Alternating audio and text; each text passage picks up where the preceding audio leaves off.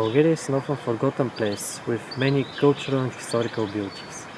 Despite its long and difficult past, Bulgaria has managed to keep its long-running traditions alive. One such tradition is the art of rose harvesting. Dating back to the 16th century when the rose first came to our land from Persia, the Bulgarian people have transformed this rather mundane task into one of our most famous and proudest traditions. Due to the perfect geographical conditions of our rose valleys, the roses we produce are among the highest quality in the world.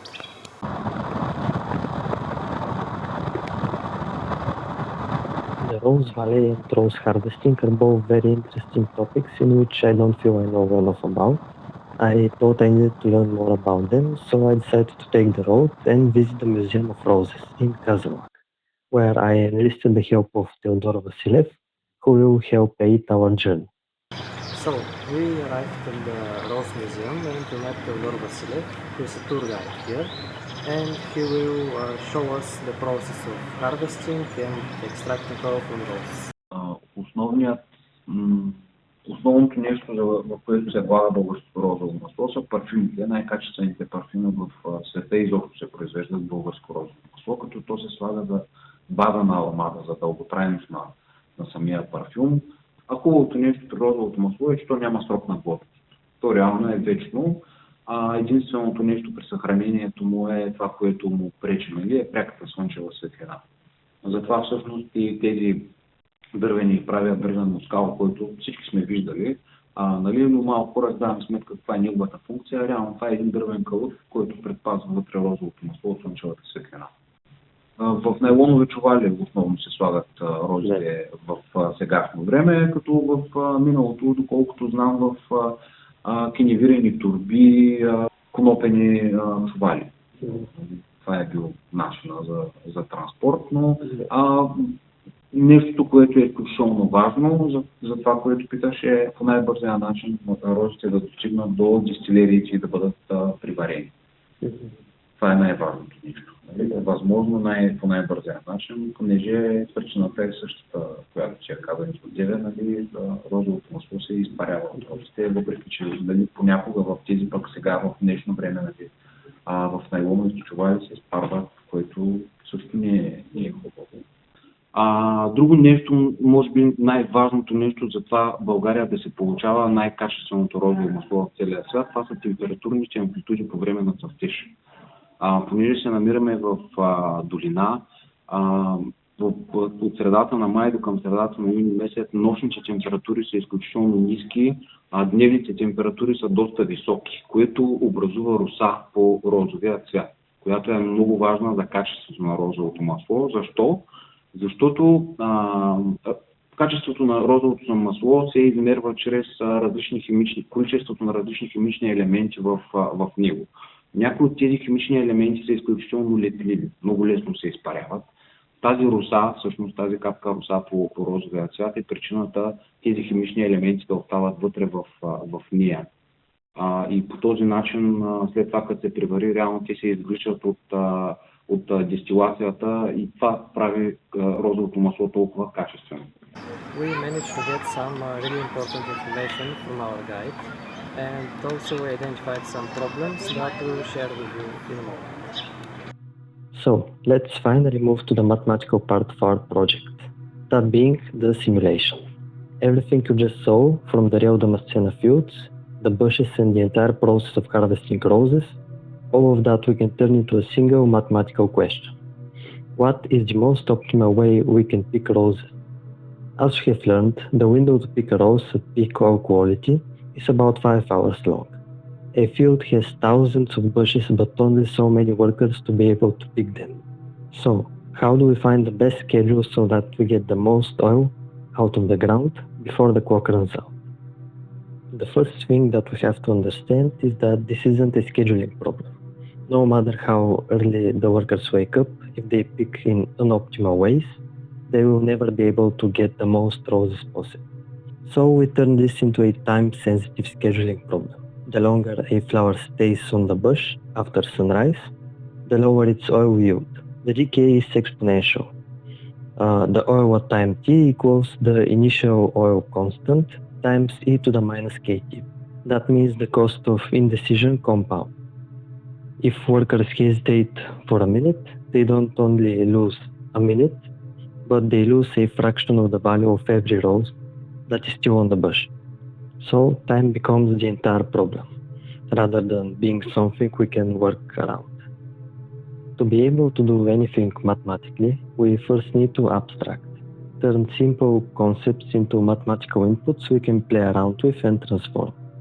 I will first divide the field into an rows by columns grid. Each cell becomes a node carrying two numbers: how many roses are in that patch, and what their current oil value is at this moment in time. Edges are the steps between adjacent patches, weighed by how hard the terrain is to cross. By doing this, we manage to transform this complex field into a simple graph. And once we have a graph, we can do anything. Let's start with the easiest case. We have a single worker. Even alone, the computer still has to make many complex decisions. Where do I go next? What's the cheapest path through this terrain to get there? We're going to start with a classic algorithm for pathfinding, A star. The algorithm finds the lowest cost route between 2 points by combining what it already knows with a smart guess about what's still ahead. The Manhattan distance heuristic guides the search toward the goal instead of exploring blindly. So now we can solve how do I get from A to B. But we still haven't answered the question, which B do I go to next? Let's now scale it up to 4 workers in the same field. The problem changes entirely. Workers can now collide. They can double target the same patch and waste a trip. Time is still a constraint, but now every decision made by one worker affects the other workers too. This now becomes a vehicle routing problem. This has been proven that there is no closed form solution, so we have to research. Here is the core loop the model runs, once per worker, every step. Step 1, score every unpicked patch. The score is the number of roses in it multiplied by the current oil value divided by 1 plus the distance to get there. So a close by patch with lots of fresh roses scores high.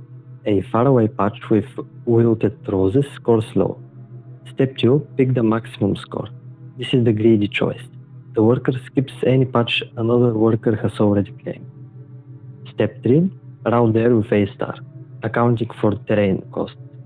And step 4, pick the roses, advance the clock, and start the loop again. This is what every model is going to use.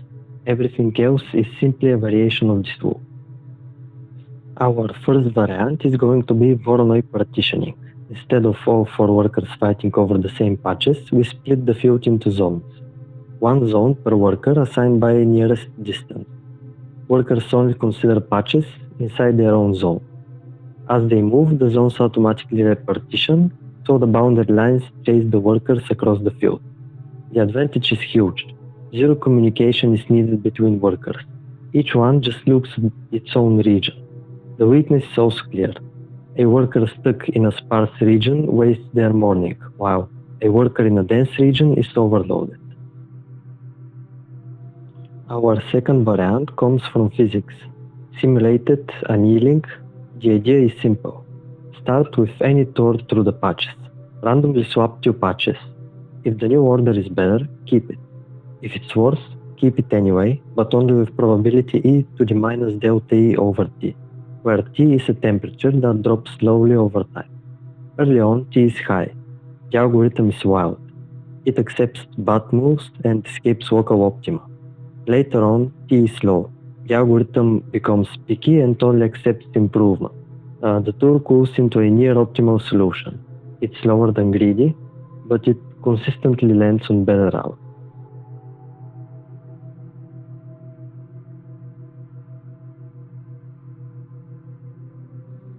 Our third variant is biological, the ant colony optimization.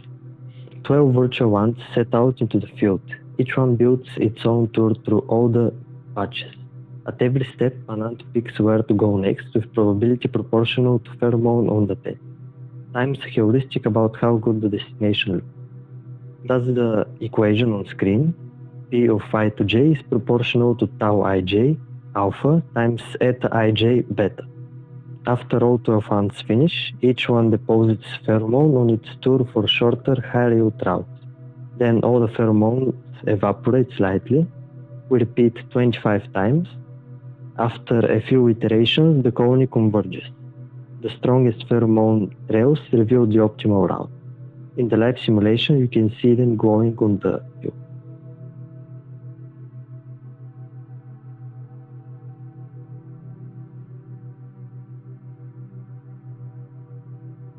How do we know any of these heuristics are actually good?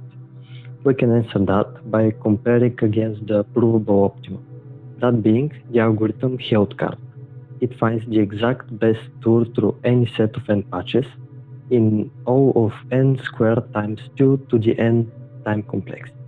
On a 4x4 subfield, 16 patches, it finishes in milliseconds, about 16 million operations. So I can use it as a ground truth benchmark. On the full 12x12 field, 144 patches, it needs more than 2 times 10 to the 45 operations. That's more steps than there are atoms in the galaxy. This is the entire reason heuristics exist. When I run all 6 strategies on the same field, here's what comes out. Random is the 4, barely better than doing anything. Greedy is a big jump just from always do the obvious thing. Adding A-star routing on top is another step. Voronoi splits the work cleanly, simulated annealing finds shorter total tours, and Ant Colony wins overall. It's the only strategy that consistently breaks past 90% of theoretical optimum.